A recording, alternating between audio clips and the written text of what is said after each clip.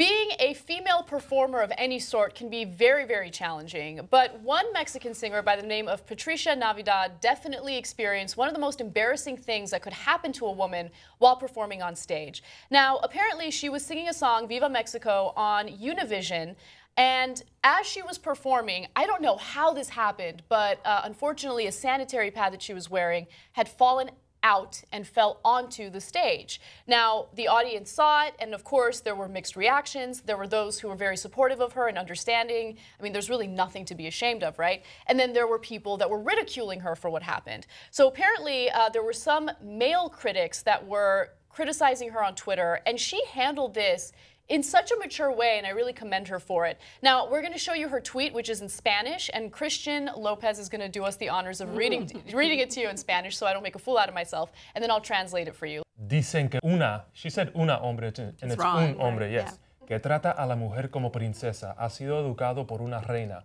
Los que agreden y ofenden quien los educó. Let's keep it real. I just wanted to hear him speak Spanish. Okay, that's what that was all about. Yeah, that was really good. Yeah, it was. Can you read it again? Yeah.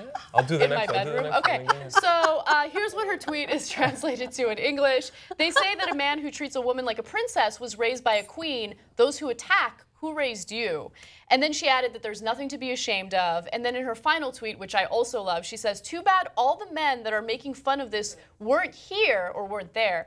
Because if it is what they say, it was I would have loved to have smeared it on their face. Whoa. Okay, so there's, and then the little happy face emoji. In her final tweet, she did exactly what she should have done. She shut the critics down, and I absolutely love it. I think this is the right way to handle criticism. It's the appropriate way to handle criticism. When people attack you, you never win when you attack back. Wendy, what do you think? Make your point.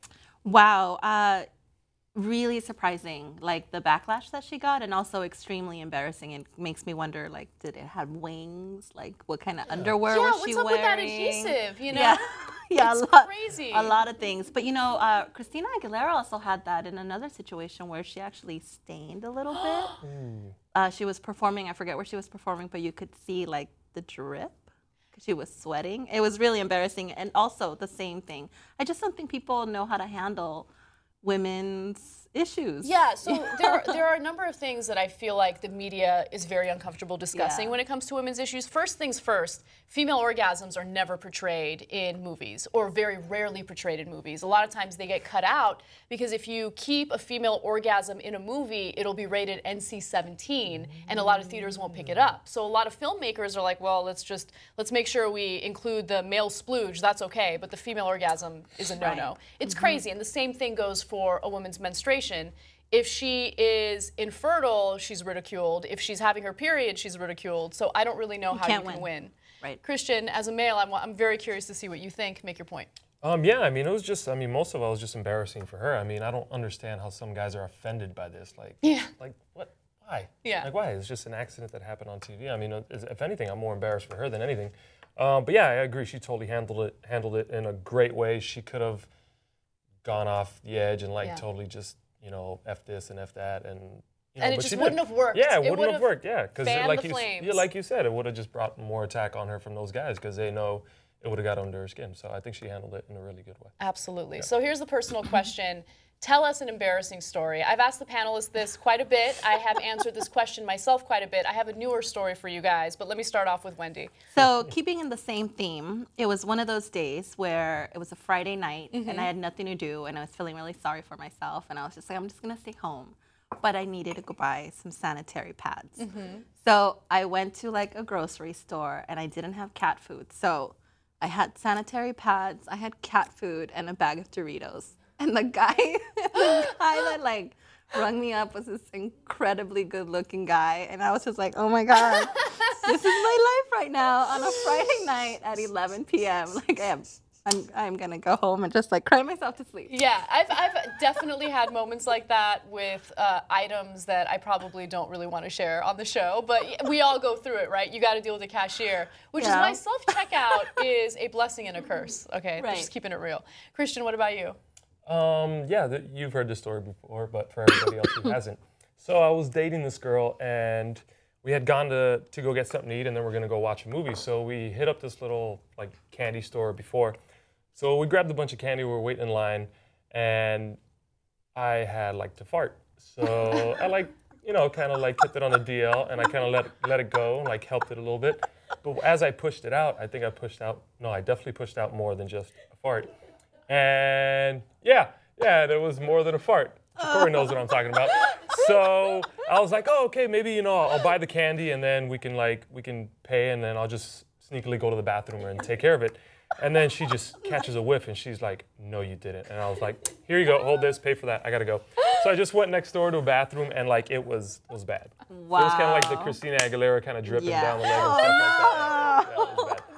And then the best part was, as I was cleaning myself up, she was in the car waiting for me, and she texted me. She's like, "Hurry up, poopy pants," or something like that. And I was just like, But you know what? It shows you how awesome she is, because she didn't get turned off by it. She was understanding, and she made a joke about it. Yeah, you know? it wasn't. I mean, I was a little embarrassed, but it was more for her, because I was like, oh my gosh, she's got to feel so weird right now. That sounds like a Ben Stiller movie. Yeah, it was fun. And it wasn't the first time it's happened. I'll just put that out there too. So it's a theme. Yeah, it's kind of happens. I'm due for another one. Well, Jesus. Well, let me continue this theme, I guess.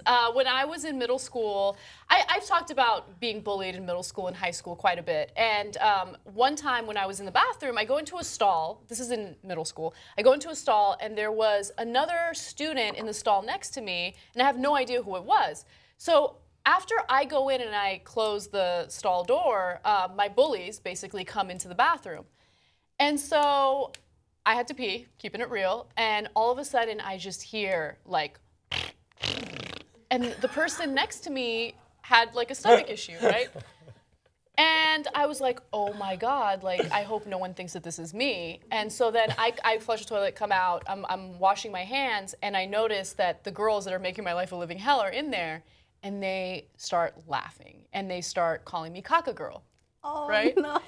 And I was this is like 7th grade, I'm insecure, my bullies are making my life hell, and now they're going around campus calling me Caca Girl, and people are catching on. So now there's a rumor going around town that I like destroyed the bathroom. And so it didn't like the nickname didn't last too long, but it was one of the worst experiences I had in middle school, and I'll never forget how terrible I felt about it. Thanks for giving me some more ammo. Don't do it. Don't do it. Girl. I know. Well, both of yours has to do with poop. That's interesting. I know. There's nothing wrong with having to take a dump. Okay? Everybody poops. Everyone poops, and there's nothing wrong with it. But I want to know what you think, okay? What is your most embarrassing moment? Do you want to share your story? Probably not, but if you do, I give you a lot of credit. I do read your comments, so please comment in the section below. We'll see you guys soon.